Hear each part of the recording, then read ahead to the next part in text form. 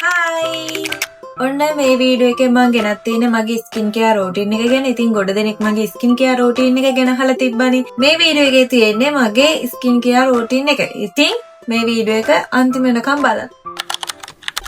පළවෙනියටම මම පාවිච්චි කරන ස්ක්‍රබ් එකෙන් මගේ මූණ සෝදා ගන්නවා.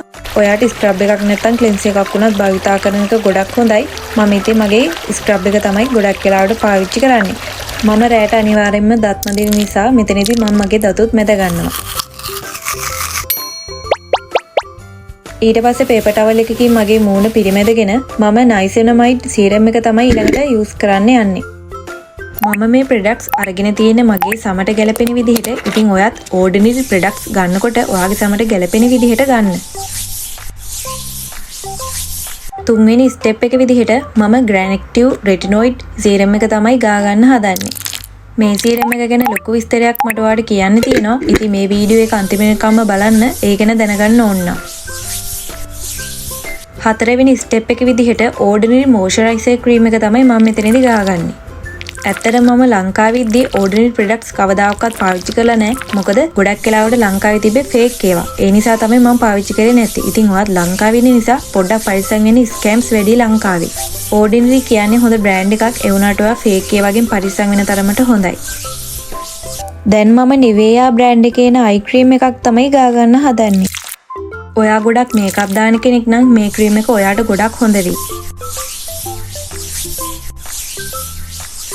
ඊට පස්සේ මගේ ආසම ඇලෝවේරා අයි මාස්ක් එක තමයි මම මෙතනදී දාගන්න හදන්නේ. මම මේ සේරම ප්‍රොඩක්ට් ගත්තේ Amazon එකෙන්. ඇත්තටම මට ලංකාවේ මුදලින් 37000ක් වගේ ගියා. ඒ කියන්නේ යුරෝ 100ක් වගේ. මම අන්තිමටම වැස්ලින් ලිප් බාම් එකක් ගා ගන්නවා. උදේ හැරුණු ගමන් මම කරන්නේ හොඳ වතුර කෝප්ප දෙකක් බොනවා. ඉතින් මේ පුරුද්ද මට කියලා දුන්නේ මගේ අම්මා. මම ලංකාවේදීත් මේ පුරුද්ද ඒ විදිහටම කරා. ඉතින් දැන් රට ඇවිලත් ඒක ඒ විදිහටම කරගෙන යනවා. මේක කරා කියලා එහෙම විශේෂ දෙයක් වෙන්නේ නැහැ. ඔයාට දවසට අවශ්‍ය වතුර ප්‍රමාණය හරියට ගත්තොත් තමයි ඔයාගේ ඇඟට ගොඩක් එකකින් හොදක් වෙන්නේ. පළවෙනියටම මගේ ස්ක්‍රබ් එකෙන් මගේ මූණ හොදා ගන්නවා. ඇත්තට මට හොඳ ක්ලෙන්ස් එකක් හොයාගන්න බැරි වුණා. ඒ හින්දා තමයි මම මගේ ස්ක්‍රබ් එකෙන් හැම වෙලෙම මූණ සෝදාගන්නේ. දෙවෙනියට නයිසිනමයිඩ් සීරම් එකෙන් මම ගා ගන්නවා. ඇත්තටම මේ නයිසිනමයිඩ් ස්කින් එක ඔයිලි ස්කින් වලට ගොඩාක් හොඳයි. හැමේ තෙල් එන එකේම පාලනය වෙනවා. කුරුලෑ ලැප කැලවල වලටත් හොඳයි.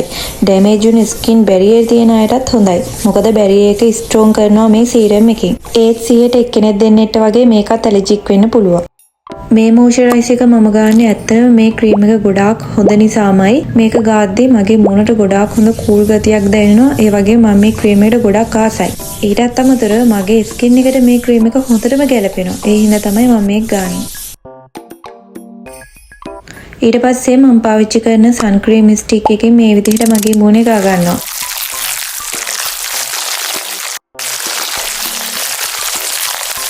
ෆුල් ෆේස් එකේම මම මේ විදිහට හොඳට ගා ගන්නවා.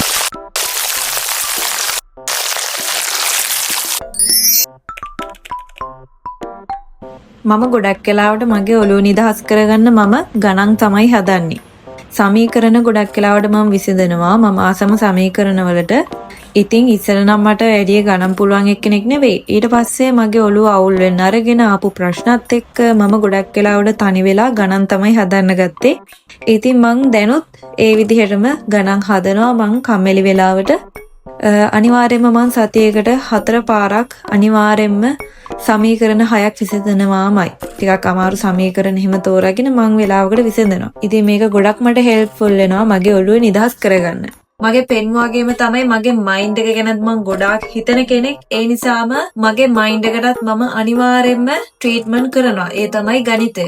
ඉතින් මම ගණන් හදනකොට මගේ ඔළුව ගොඩක් වෙලාවට නිදහස් වෙනවා. ඒ වගේම මගේ ඔළුවට හරිම ෆ්‍රෙෂ් ගතියක් දැනෙනවා ගණන් විසඳුවාට පස්සේ. ඉතින් මේක මම අනිවාර්යයෙන්ම මගේ ජීවිතේ කරගත්තු කොටසක්.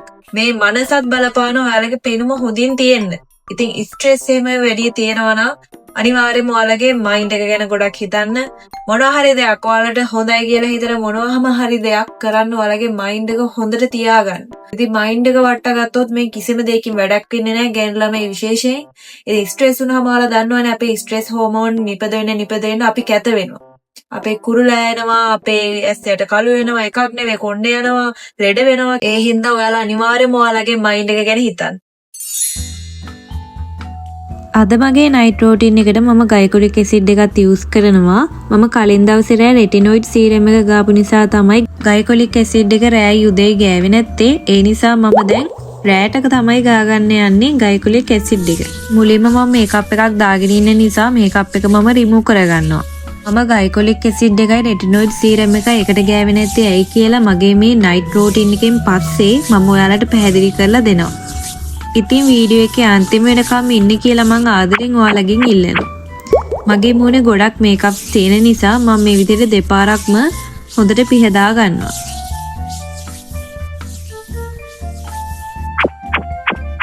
ඊට පස්සේ මගේ මූණත් මම සෝදාගෙන ඉවර වෙලා මගේ ගයිකොලික් ඇසිඩ් එක ගා ගන්න තමයි යන්නේ.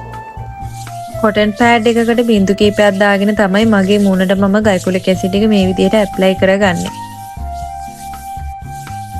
ඉතින් ටික වෙලාවක් ඉඳලා ඊට පස්සේ මගේ නයිසිනමයිඩ් සීරම් එක තමයි මම දැන් ගාගන්නේ.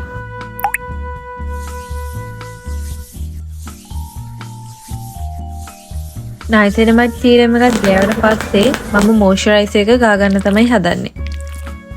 ඇත්තටම නයිසිනමයිඩ් සීරම් එක ගෑවට පස්සේ මේ මොයිස්චරයිසර් එක ඕනවට වඩා මූණට ගන්න හොඳ නෑ. චූටි ප්‍රමාණයක් අරගෙන තමයි මූණේ ගාගන්න ඕන. මේ ඕඩිනරි ප්‍රොඩක්ට්ස් ටික මම යූස් කරන ගත්තට පස්සේ දවසේ ඉඳන් මගේ මූණ හොඳටම දිලිසෙනවා. දැන් මම නිවේයා අයි ක්‍රීම් එකේ මේ විදිහට ගා ගන්නවා.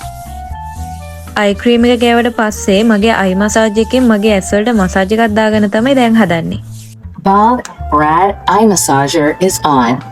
ඉතින් මේ විදිහට අයි මසාජ් එකෙන් මම විනාඩි 20ක් විතර මගේ ඇස් දෙක මම මසාජ් කර ගන්නවා.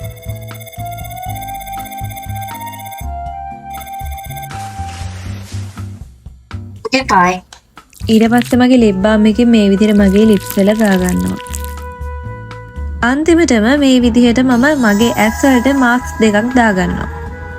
දැන් මම කතා කරන්න හදන්නේ මම පාවිච්චි කරපු ප්‍රොඩක්ට්ස් ගැන. මම ඒවා පාවිච්චි කරපු පිළිවෙල මේ දේවල් ගැන තමයි මම දැන් ඔයාලට කියලා දෙන්න හදන්නේ. මොකද අනිවාර්යයෙන්ම තවත් ගෑනු ළමයෙක් මම මේවා පාවිච්චි කරනවා දැකලා සමහර විට අරගෙන පාවිච්චි කරන්න පුළුවන්. ඉතින් මේ ටිකත් අනිවාර්යයෙන්ම අහගෙන මේ යන්න කියලා මම මේ වෙලාවෙන් ඔයාලගෙන් ඉල්ලනවා. මම රෙටිනොයිඩ් කෙමිකල් එක පාවිච්චි කරනවා ඕඩිනරි එකේ ගෙන සතියකට දෙවතාවක් හෝ තුන් වතාවක් තමයි මම පාවිච්චි කරන්නේ. ඒකත් හැබැයි රෑට තමයි පාවිච්චි කරන්නේ.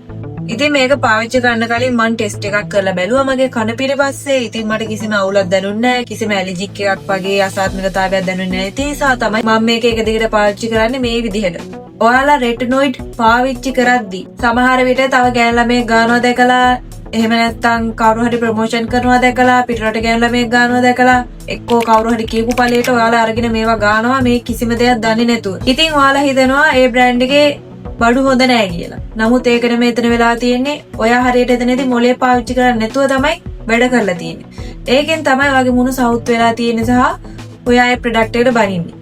ඉතින් මේක හොඳට අහගන්න. රෙටිනොයිඩ් පාවිච්චි කරද්දී රෙටිනොයිඩ් එක කම්බයින් කරන්න හොඳ නැති. එහෙම නැත්නම් මික්ස් කරන්න හොඳ නැති ස්ට්‍රෝං ඇසිඩ් වර්ග තියෙනවා. ඒ තමයි AHA, BHA, ගයිකොලික් ඇසිඩ්, ලැක්ටික් ඇසිඩ්. මෙන්න මේ හතර හොඳ නෑ රෙටිනොයිඩ් කෙමිකල් එකත් එක්ක මික්ස් කරගන්න. ඒ වගේම තමයි ඕඩිනරි ගයිකොලික් ඇසිඩ් එක.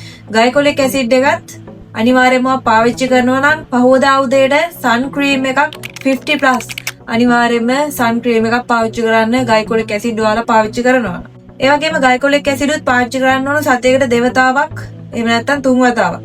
ඒත් අසාත්මිකතාවයක් නොවුනොත් තමයි ඔයා තුන් වතාවක් වගේ පාවිච්චි කරන්න ඕන නැත්නම් දෙපාරයි පාවිච්චි කරන්න ඕන. මම මේ ගැන දන්නවා. සමහරට තව කෙනෙක් නොදැනුවත්ව මේවා අරගෙන පාවිච්චි කරනවා ඇති. ඒ නිසා තමයි මම මේ විදිහට ඔයාලට විස්තර කරලා කියන්නේ දන්නේ නැති කෙනෙක්ට දැනගන්න. කෙමිකල් කියලා කියන්නේ මේවා අඩංගු වෙන ප්‍රොඩක්ට්ස් තියෙනවනේ. AHA, BHA මේ වගේ ලැක්ටික් ඇසිඩ් එහෙම තියෙන්න පුළුවන්. අඩංගු වෙන්න පුළුවන්. ඔයාලා ඒවා කියවලා නෙමෙයිනේ ගන්නෙ. ඔහේ අරගෙන ගන්නවනේ.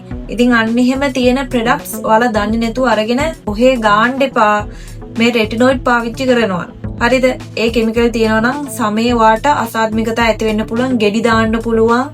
එතකොට මේ ස්කින් බැරියර් එක ගොඩක් දුරට ඩැමේජ් වෙන්න පුළුවන්. ඒ වගේම තමයි තව කෙමිකල් දෙකක් තියෙනවා මට කියන්න අමතක වුණා. ඒ තමයි බෙන්සෝයිල් පෙරොක්සයිඩ් සහ ස්ට්‍රෝං විටමින් C. මේ ස්ට්‍රෝං විටමින් C එහෙමත් පාවිච්චි කරන්න හොඳ නැහැ. මම දන්නවා ගොඩක් ලංකාවේ C විටමින් ගන්නවනේ මූණේ සීරම් ගන්නවනේ.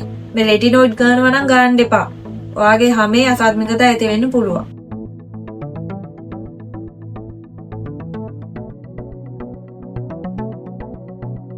ඉතින් අයමත් වීඩියෝ එකකින් මං එනකන් ගොඩක් පරිස්සමින් ඉන්න කියලා මං ඔයාලගෙන් ඉල්ලනවා.